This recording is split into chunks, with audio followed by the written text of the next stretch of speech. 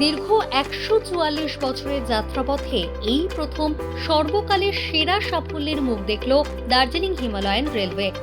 ২০২৫-২৬ আর্থিক বছরে আয় ও পর্যটক দুদিক থেকেই ভেঙে গেল আগের সব রেকর্ড।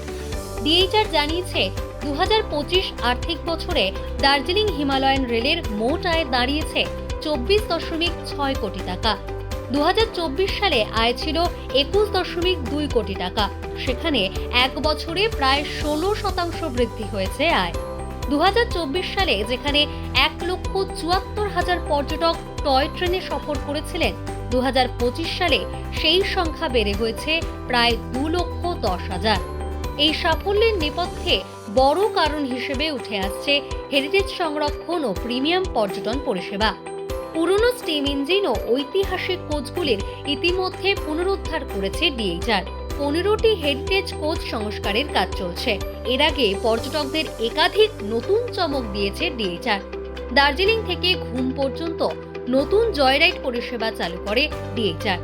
গত বছর চালু করা হয় কার্শিয়াং থেকে মহানদী পর্যন্ত সানরাইজ রাইড, দার্জিলিং থেকে Kurseong red panda ride, Siliguri junction থেকে তিনধারিয়া পর্যন্ত জঙ্গল সাফারি।